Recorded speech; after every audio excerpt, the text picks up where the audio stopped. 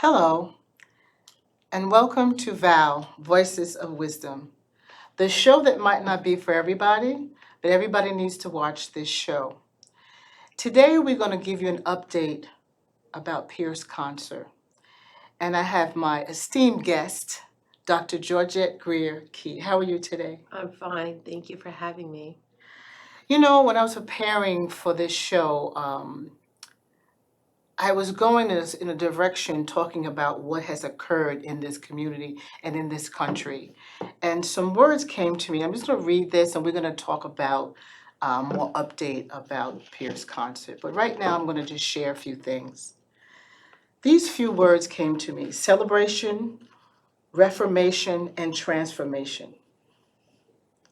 There is so much to celebrate in spite of dealing with historically layers and layers of interlocking, systematic depression and racism. George Floyd, international public lynching, this is what I call it, with the catalyst of the COVID restrictions and the final verdict forced America to now be living in a moment of reckoning or not.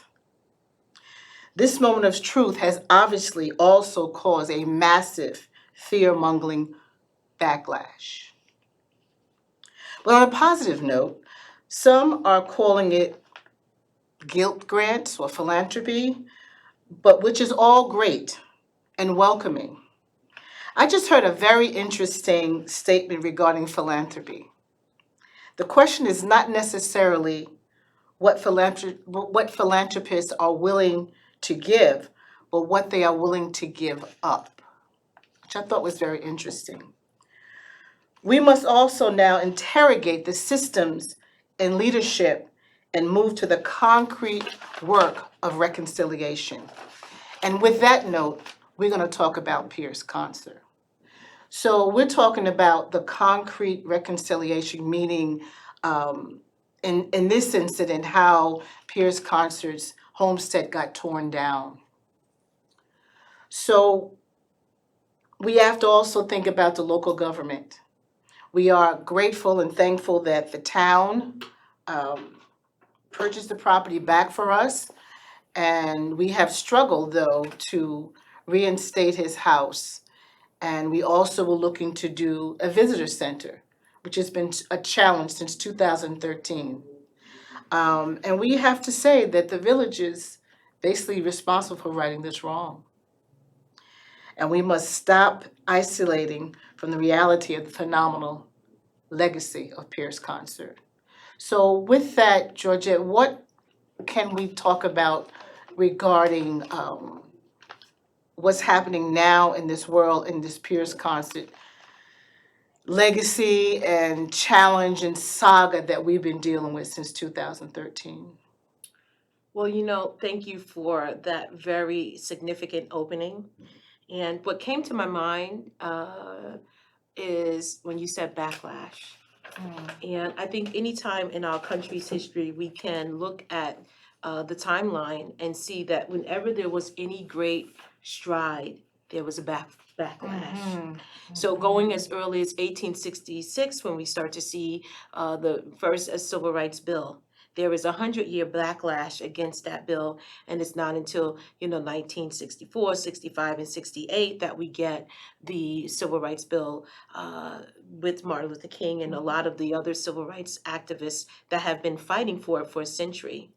Fast forward to if you think about when the desegregation orders came down, integration was a big thing. We see backlash. You see communities that formed that segregation and then Jim Crow take over. When we start to see that voting is something that is important to this country and the bill that allows us to do that, we start to see other things happening with, changing the rules on how you vote, who votes, what's needed to vote, and then even till the very election, I hate to say it, of President Barack Obama. There was a great backlash, and we see from that time to the current that there is an ongoing backlash to progress for African Americans and the BIPOC community. So whether it's access to economic and social, but also environmental. We're seeing these effects of these backlash from the progress that has been made. Although we come far, we still have a long way to go. And with that said, the only way you impede progress is to change the rules, write it out of history, ban it, change it, and also loopholes. And so with those loopholes, that is what made it possible for the Pyrrhus house, the homestead of Pyrrhus Concer and his family to be almost erased. Had not it been for a few great people that was able to step up and say, listen, this is something of significance. It is in your code and you are supposed to act accordingly. But we know that loopholes did not hold up that fact in that history. For those of you who don't know this fact, we talked about facts, is we literally found his deed. Mhm. Yeah. We found his birth certificate, his death certificate. I mean, all of those things are just not what generally happens for a former enslaved person that was taken away from his mom at 5 years old and sold to a Peltro family. But he has such a wonderful history, and he's a hero. I mean, he's an actual hero. If those of you who, we have a amount of time here, so those of you who are interested, please Google Pyrrhus Concer, and you can attach either Brenda Simmons or Dr. Georgette Grier-Key attached to that, and you can find a plethora of information about this. But getting back to what we were talking about what we're dealing with even now, and in this saga and legacy that we've been trying to make sure that it's not erased. You talked about what's written and laws that are written. And that's one thing that I've had such a challenge with lately that I've been really going back and forth in my mind about of how over the years, just when we come, they tell us, pull us up by our bootstraps and all those things. But just as we do that, different laws are being put in place over the years. And here we are again. I used to be assistant to the mayor in the village of Southampton, and I can tell you, I need to finish this book, that laws were changed, things were put in, or things were brought out when they had to, or then when the law should have been presented, it seemed like it was changed or it was overlooked. And this is the case here with this case. I mean, to have this extraordinary man's legacy that will be educational. I mean, to the point we've said so many times, the village should be proud of this, but yet they're the one we're fighting. Mhm. Yeah. So when we talk about his what's happening now, just briefly give us maybe a little update what's happening now with this proposed park that they're putting in there on Concert's Way. Yeah, well, I think about the new proposal that we have just seen, publicly in a public forum, is a little bit of, we're not that we're against this proposal, but when you look at the proposal in comparison to our proposal, which is still open record, okay, at the in the planning stages in the village. Our record is still open and not closed because unfortunately things were not done right and Article 78 could actually be possible. So our application has been held up in the village's planning stages. And so it just is a little bit disheartening that we got wind that there was a possibility that there could be a park over 2 years ago. Exactly. Okay, so we got wind of that. We know the property of Pyrrhus Concer, 51 Pond Lane, has been purchased purchased through community preservation funds. And the property directly next to it has also, which was a part at one point of the Pyrrhus Concer's homestead, was also purchased for community preservation with community preservation funds, in addition to being across from the Agawam, Lake Agawam, which is also public, and a lot of public dollars is going into that project. And previously, we had the Pyrrhus Concer ferry on that water, and subsequently it was pulled, to do work apparently. Now, so we have this major. If you look at even the piece of the project that is ours that we've been working on for since 2013, 8 years and counting, it really is a public project. The same thing with this proposal of that park. You would think in the way that governments are planning that is cohesive, that is inclusive. And so looking at the fact that there's been so much public money to purchase this land, the Pyrrhus Concer project and this Lake Conservancy project should have been working hand in hand. But what happens to us, and I hate to say it this way, but what usually happens to us is that we're called in as an after fact. We're not brought in inclusion to be involved in the project and the planning, but as an aside to be a check mark. And nobody likes a box. We don't like boxes, so we just don't want to check off without understanding how the comparison of our project and that project could be hand in hand and should work for the betterment of the community. One other thing that it came across is that it talked about it being similar to Central Park here on the East End. And I just like to reiterate, we can't talk about a Central Park without forgetting that had it not been for history and people fighting for that history, Seneca Village would be completely erased. When we look at Olmsted, who is, considered to be the father of landscape and all these things, and the father of parks, and but yeah, that park was actually inhabited by African Americans who were free, who were very much well-to-do. They had churches, they had houses, they had libraries, they had parks within their community, and so they were a very affluent and upcoming community. And so there was a contest to create a new park. Now, it was just a contest of the drawing and all that stuff, but it was never said that these people were going to be displaced and removed by eminent domain. Because earlier you said something which I don't agree with, is not you, but the term I don't agree with is pull yourself up by the bootstraps. We can't pull ourselves up by the bootstraps because of institutional, structural, and all kind of isms. We see that time and time again. We see it with Black Wall Street. Absolutely. They were already up. And what happened? They got taken down. Seneca Village right here in New York City, they were up. And they got taken down. So when we're looking at this new proposal for Pyrrhus Concer, my sheer hope is that there be real inclusion and real consideration to the rebuilding of Pyrrhus Concer's house and the visitor center, because that is what is deserved. That is what can make sure that the community is involved with the history, a very significant history connecting us to Northern slavery, which is not always talked about. That should be included in this project. And if it is not, there is an inherent injustice that prevails when it comes to the Pyrrhus Concer, you and I, our history, the regional history by the village.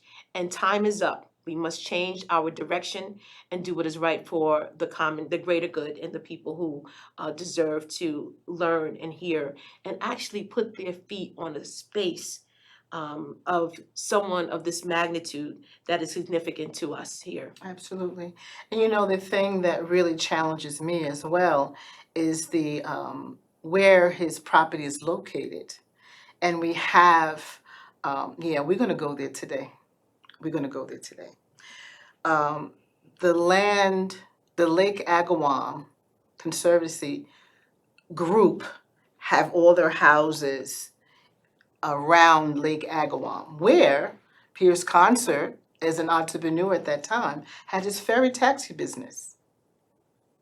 And also, I said earlier that Pond Lane is also now called Concer's Way. So my point right now that I'm trying to make is land is wealth. And for years now, since we've been in this challenge, it seems to be sort of a NIMBY kind of thing, even though he was there first. That was his land. We found his deed. But now it's almost like he's being erased again. which is the history of what's been going on with our history, even up to now, which I think is unbelievably crazy, but it's reality that we're dealing with right now. So my challenge has also been, now I've been getting a multitude of messages asking me to support this park and the closing of Pond Lane. And I don't think they're ready for all the things I've been coming back with them with, because I'm like, well, where, I shouldn't curse on this on show, but I'm gonna do it just a little bit. Where the heck have you been? I'm good. Where the heck were you since 2013 when we were dealing the challenges we had with Pyrrhus Concer? I mean, you were right around the lake. You were right here, and then now you want to be sport. And like, Georgette, Dr. Grier-Key said, I'm not against the park. I think the park is going to be beautiful. I think it's going to be a wonderful asset to the village. But what happened? What's up with not including Pyrrhus Concer? I would fit right in. We have this visitor center. People come to the park. They're chilling out. They can come to visit the visitor center. So what's up? Well, you said we was gonna go there today. Yes, we are. And so, but I want to go back to what you said. Land is wealth. And see, again, we don't always align our country's history with current times. If you think about when we talk about voting, the only people that could vote earlier on in our country were people who own land. So you know what that did. That excluded, men that did not, men who were not wealthy enough to have land. So that's not just, that could be a poor white person. Definitely include black people, and definitely didn't include women. Exactly. So land is really important to this country. It is why we have the European expansion and them come to this country, because of access to land.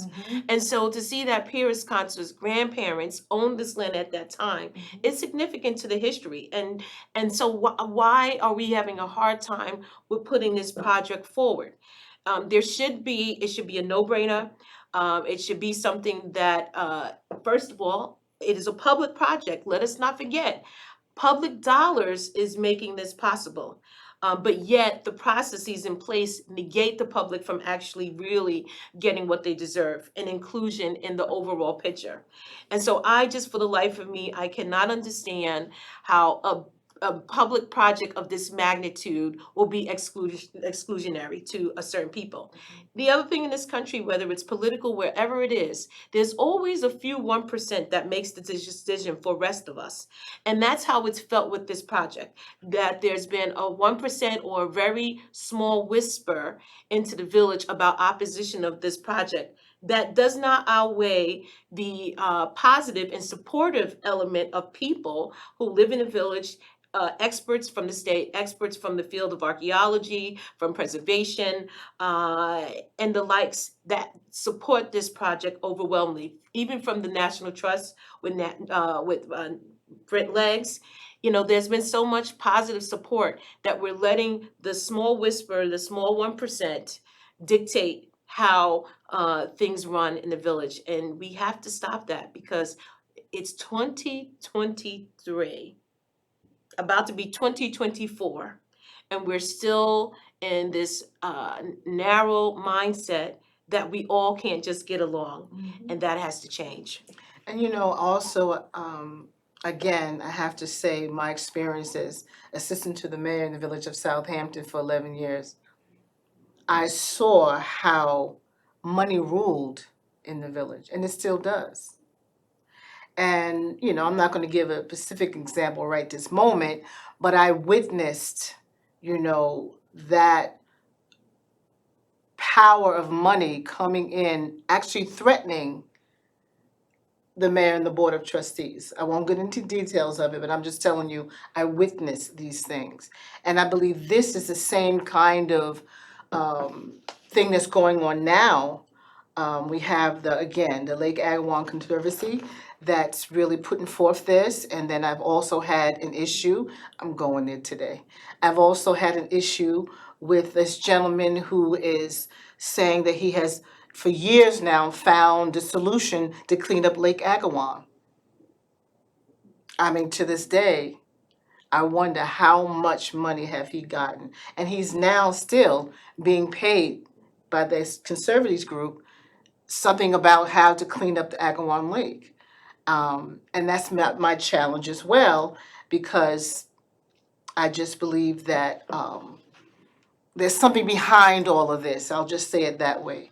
I would agree with you. I'll never forget when we were invited to attend, because let's not forget, you're bringing up the lake is because we had the Pyrrhus Concer ferry in the water. Yes, we did. And under the guise of this, new study, it was that we're gonna take it out. But now, of course, as a historian and a teacher of Long Island history, I teach about environment.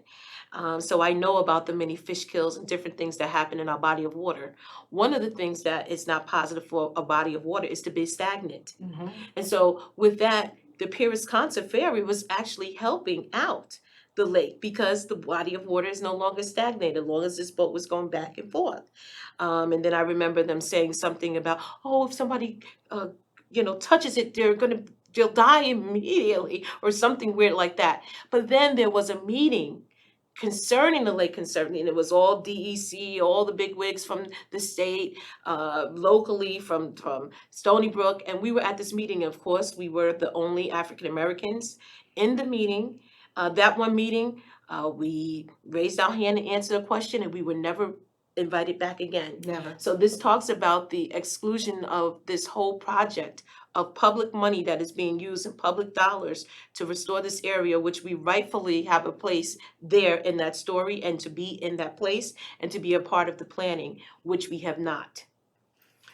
And so at this point, I want to just share, at one point, we had, I don't want to say given up or compromised, but I'll say that, where we said, okay, you're fighting us to build this visitor center, so now we just want you to restore the house that you tore down.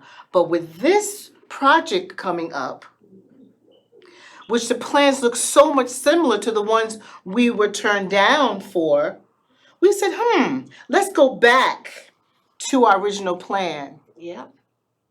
Let's go back because like I said, it is starkly, it's just so remarkably the same. And there's not a stark difference. And why should we have to settle? Because that's what we will actually be doing, is settling. And then the other thing, okay, since you said we're going there, let's not forget that we were trying to negotiate moving forward in this last year. There was an effort to move forward. But now I don't want to be a conspiracy, this conspiracy theorist, but all of a sudden it just felt like it was a rush for us to go back and try to the drawing board. And we didn't want to do that, but we were trying to be fair. But it seemed like they were rushing us to go back to the drawing board. Is it because this project was in on deck? And so we would have agreed to not continue in the way that we originally started to go. That, well, you said you didn't want to do that, and now this park is coming up. No, we didn't. We never said we didn't want to do that. What has happened is we have been stalled at the processes, and there's no way to go. The record has not been closed because if our application would be denied, we already told them that we do not see that we've done anything wrong, and it would automatically institute an Article 78. And he said, well, that could be 2 or 3 years down the line. Let's try to work something out. That was a compromise. That's not what we wanted to do. That's not what we think is deserving. We think that our original plan that we worked on for 2 years, probably about 300,000 of public dollars went to that planning process. Okay, and so now all of a sudden public money supported the planning process. Now all of a sudden it's not going to go through. There's a lot of wasted dollars surrounding this project as if there's not a respect and understanding for public dollars and the process of transparency. And that, talking about the monies too, we're grateful that the town really repurchased the land just quickly, I'll just say quickly, because we have like a minute left, that the land was originally purchased for $2.4 million. There was a whole bunch of things that I won't share now, but please Google it, information. And then the town purchased it back up for 4 point something million dollars. So we're talking about a lot of money here. We're talking about money, over and over again. But yet, we've had an issue with, and I'm gonna call out the village, and I have to, is that even I had a conversation with a former trustee a couple of days ago who called me asking me how do I feel about this new project. He said, don't forget, the village has $500,000 supposedly set aside, which is, which has been approved, is on record. That's supposed to become, but we've still had that challenge after 3 administrations with this. But don't forget also, not only 4.5 million was spent, we also had on the line more money. We missed a grant from a private funder here on Long Island that would have been looking at 2 million, $1 million from the state, and $1 million from the town. So the money with this project is not the issue. The issue is the isms that nobody is speaking about, because there is absolutely no reason at all why our application was not approved. We worked with the zoning and planning, ARB, we worked with all of these boards for a very long time, and so we need to move forward. Stay tuned. This has been VOW, Voices of Wisdom. Check out Pyrrhus Concer's story.